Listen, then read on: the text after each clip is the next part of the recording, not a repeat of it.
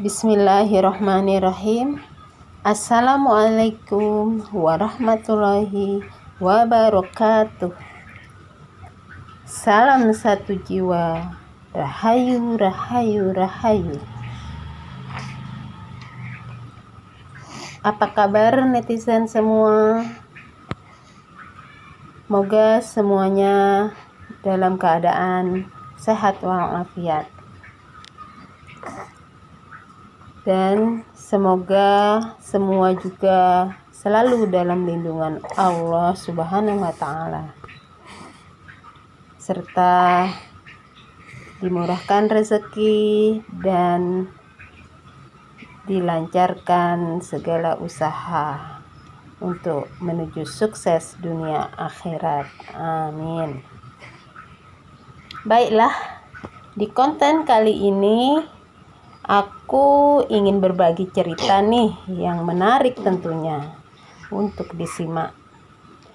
Semoga ceritaku yang kubacakan melalui tulisanku ini berdasarkan kisah nyata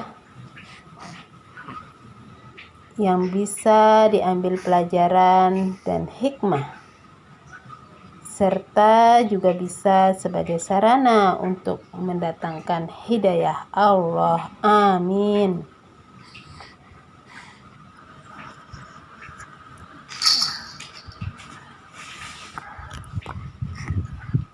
Kisah nyata ini aku alami di tahun 2013. Tepatnya tanggal 13 bulan April tahun 2013. Namun karena ada datang petunjuk Allah untuk aku harus susun kisahku ini, lalu aku tulis dan menyusunnya di tahun 2015. Tepatnya tanggal 1 September 2015. Dan aku pun juga telah jadikan sebuah buku untuk koleksi pribadiku. Jujur, sesungguhnya tulisanku ini aku pikir hanya untuk koleksi pribadiku saja, yang tidak perlu aku ceritakan pada halayak ramai. Dan aku tidak pernah sangka petunjuk pun ternyata datang juga, bahwa aku harus berbagi pada halayak ramai. Mungkin petunjuk untuk membagikan ini datang karena kisahku ini memang nyambung dengan rahasia akhir zaman ini. Memang sih aku sangat sadari sekali bahwa kisahku ini benar-benar sangat nyambung dengan rahasia akhir zaman ini. Baiklah, untuk mempersingkat waktu, aku akan mulai membacakan tulisanku ini. Simak baik-baik ya. Semoga bisa mendatangkan hidayah untuk kalian semua yang mendengarkan. Amin. Bismillahirrahmanirrahim. Marong Jamak, tanggal 1 September 2015. Judulnya Kemilau Cinta di Ufuk Pelangi dalam menyambut datangnya kejayaan Islam sejati dan kerukunan hidup umat beragama. Segala puji bagi Allah Subhanahu wa Ta'ala. Kami memujinya dan mengagungkannya sebagaimana Dia patut dipuji. Semoga sholawat tercurah kepada sebaik-baik manusia, pemimpin para nabi, penutup para nabi, dan pemuka seluruh rasul yang telah diutus sebagai rahmat untuk seluruh alam. Nabi Muhammad SAW yang dipercaya dan keluarganya. Semoga Allah Subhanahu wa Ta'ala membekali dan menganugerahkan keselamatan kepadanya. Amma ba'du. Ketika pagi itu pada tanggal 13 April 2013, datanglah 2 orang tamu ke rumahku. Salah satu dari mereka aku telah mengenalnya sebelumnya, dan dia teman adikku yang bernama Muhammad Ardeni Jayaputra, yang dimana waktu kecil dipanggil Denny. Namun setelah besar dan dewasa, dia sendiri meminta dirinya dipanggil Muhammad. Sedangkan temannya itu bernama Muhammad Saleh, yang biasa dipanggil Saleh. Dia bertempat tinggal di desa Kekait, dan teman yang bersamanya ke rumah kami bernama Agan, dan memperkenalkan dirinya seorang manajer Allah. Saat memperkenalkan dirinya dengan julukan tersebut, kami semua terkejut dan dibuat bingung. Sebelum mereka datang pagi itu, malamnya aku bermimpi diberikan selendang warna-warni oleh seseorang, namun tidak terlihat seseorang yang memberikan. Sedangkan bapakku yang bernama Sahrin malam sebelumnya bermimpi masuk ke dalam perut naga.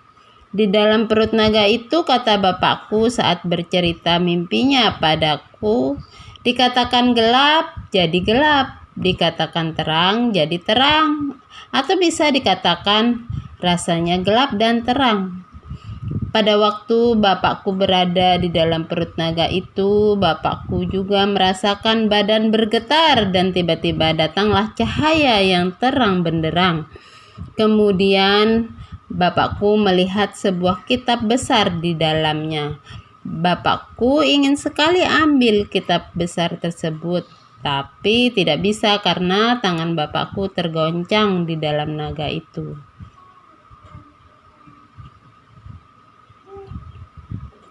Dan bisa juga dikatakan kitab tersebut sebesar kitab suci Al-Quran yang ukurannya paling besar yang ada di dunia ini. Karena kitab tersebut tidak bisa Bapak ambil, akhirnya bapakku ingin keluar saja dari dalam perut naga, akan tetapi bapakku merasakan sulit sekali bisa keluar dan lama sekali mencoba keluar. Dan alhamdulillah, lama-kelamaan tiba-tiba bapakku merasakan perubahan, dan akhirnya bapakku bisa keluar juga dari dalam perut naga setelah berusaha keras untuk keluar dengan cara menggesek-gesekkan badan. Setelah bapakku keluar dari perut naga tersebut, akhirnya bapakku terjaga dari mimpi. Saat bapakku tidur dan bermimpi hal tersebut, aku berada di dekat bapakku yang sedang tidur sambil aku memainkan laptop. Jadi aku sendiri dapat menyaksikan bagaimana bapakku ketika itu menggerak-gerakkan badan, karena waktu malam itu aku dan bapakku berada di ruang tamu, dan ketika itu bapakku tiduran di lantai ruang tamu sehingga tak terasa oleh bapakku jadi tidur lelap dan bermimpi hal tersebut. Dan mungkinkah ada kaitannya dengan naga yang ada dalam mimpi bapakku itu tentang orang tersebut yang mengaku bernama Agan? Karena kalau dibalik hurufnya, nama Agan menjadi naga. Dan bapakku yang biasa dalam hidupnya selalu mendapat petunjuk dari Allah melalui ilham, tabir, mimpi, hijab, dan hidayah.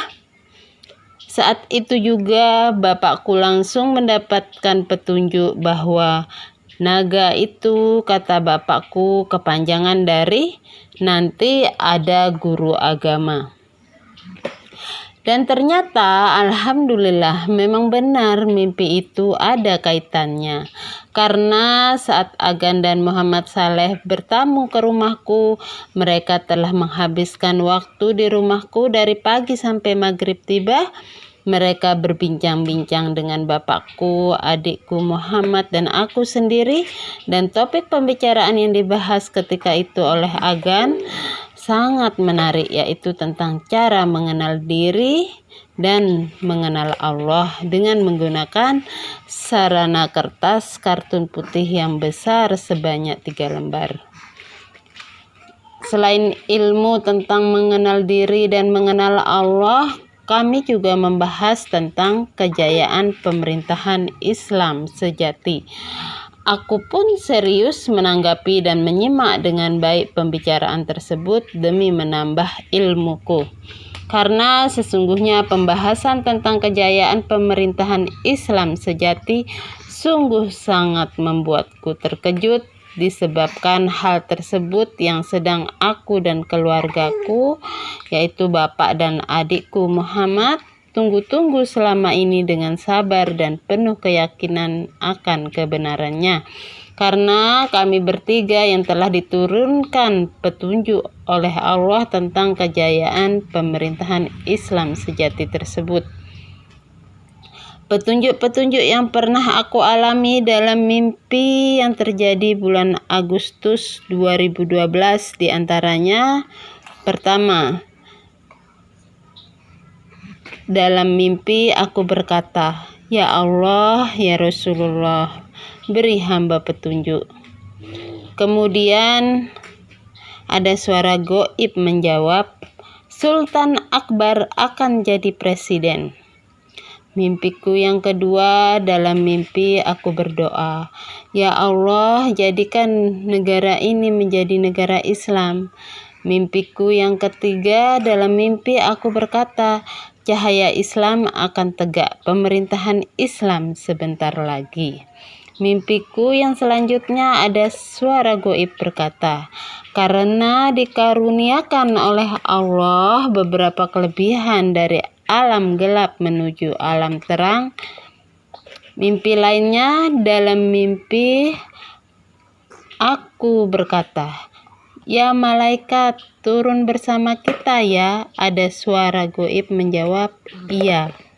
Dan aku juga pernah bermimpi malaikat Jibril turun dari langit berwujud manusia, dan aku sendiri dalam mimpi itu berdiri tidak jauh dari malaikat itu. Lalu aku berkata, "Hamba Allah." Kemudian aku terjaga dari mimpi. Subhanallah, setelah aku bermimpi malaikat Jibril turun dari langit, 3 hari kemudian pada kenyataannya aku mendengar kabar berita yang tersiar pada orang banyak bahwa ada cahaya putih di atas Ka'bah di Mekah.